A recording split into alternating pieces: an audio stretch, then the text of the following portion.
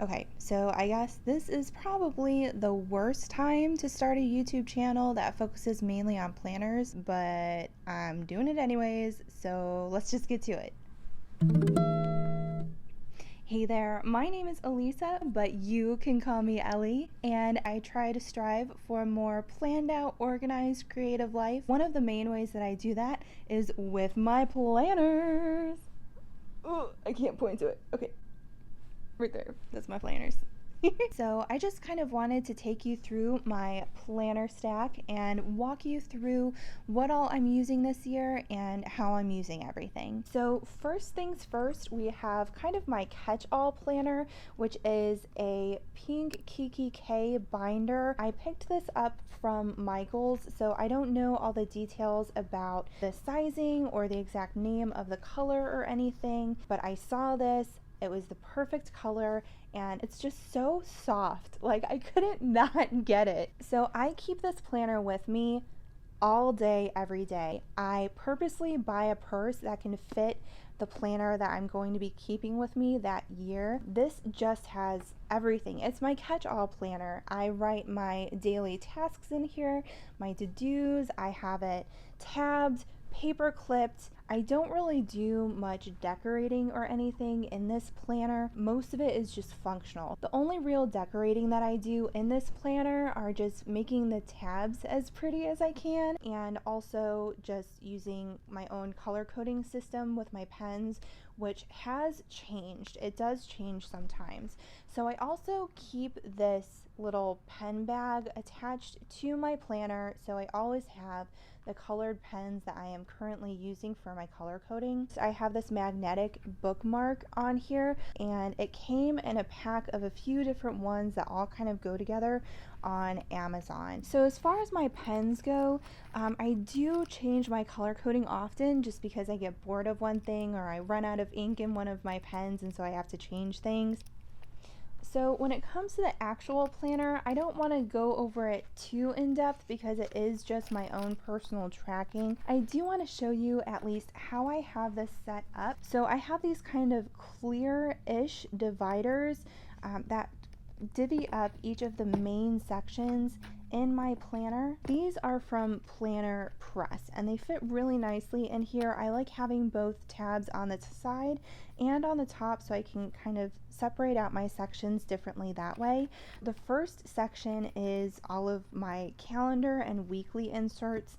I got these inserts from City Girl planners and I really like how they're set up. And then on this calendar, I like to keep bills that are due, holidays, birthdays, appointments. For YouTube, I'm only putting on the calendar view the actual dates that I publish, any big events that I have with my youth group, and then any major meetings or appointments that I need to keep track of. So that's on my monthly view. And then on the weekly view, which is the main reason why I got this specific insert, is because I love how the weekly view looks here.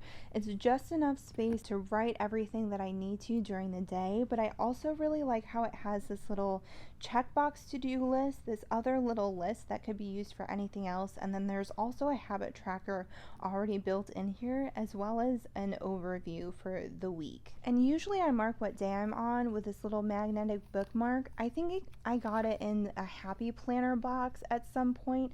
It's really old. You probably can't get it anymore, and usually I clip together the monthly view to whatever page of the week that I'm on, so I can just flip back and forth between the month and the day pretty easily. And I have these dividers from Danny's Planner Cuties. I just really like all of the colors that are used on it, but I mostly just got it because I love the colors. It's all kind of like this watercolor variegated, like white, pink, blue, and purple, and it looks really nice in this planner. Now, the next section that I have is wellness. I don't think I filled out any of this at all, but I have these little dividers in here that I think came with my kikki.K planner.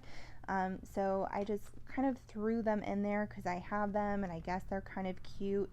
I got these inserts from Creative Tidbits by LD, and they give enough room to write out everything, but it still has enough categories to at least know what's going on there and to have some kind of like guided tracking. I also have these habit trackers from Little Dog Paper Co. and I'm using these kind of instead of my fitness tracker right now, just to note if I did kind of work out or have some kind of exercise that day. Also kind of just like a little mood tracker. But this is really what I'm using right now since I am not going in and writing out all of my meals and workouts for the day. This is just kind of what I'm using for the meantime. But also in the wellness section of my planner, I have this menstrual tracker. I also got this from Creative Tidbits by LD. I haven't filled it out yet. I do have an app on my phone that I put most of this information in, but I do want to go through and keep it with the rest of my wellness information at some point. Next up, I have my finance section. This is just kind of an overview of the bills that I pay, just to keep track of when they get paid and how much I'm paying for them. I just kind of like to see, especially with things that can change like electric and gas, I can go back and check, is this a normal amount that I usually pay for this bill? And these inserts I got from City Girl Planners. Next, I have this section called Inbox. Really, it's a pen pal tracker, but there aren't any sticker tabs that I could find that say pen pal tracker, so it just says Inbox on the divider. But this is mostly for me to keep track of any pen pal letters that I get or I'm sending, or who that pen pal is and what I need to keep track of when I'm writing to them. I have been so terrible with my pen pal letters, so if you're one of my pen pals and you're watching this video, I am so sorry. I have not written to anybody in like over a year. I really need to get back into that though. But you do see that I have this section in my planner, so I do intend to get back into it. And then at the end, I just have this random notes section. This is just like my general notes that I keep, just to have a place to write something down. If I know I need to write something down really quickly, I don't have time to figure out a pen color or where it needs to go. I just need it to be written down so that I have it for later. Okay, next I have my happy planner.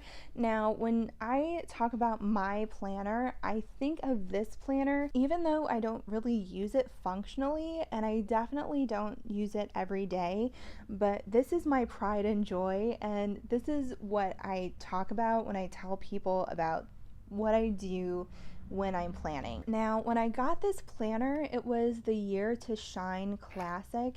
I got it because I liked the dividers in it and the horizontal weekly layout that it came with, but it came with this cover and these navy plastic discs. And I'm pretty sure that the navy plastic discs are my absolute least favorite discs ever in the history of Happy Planner that I've ever seen. And I wasn't a huge fan of the cover.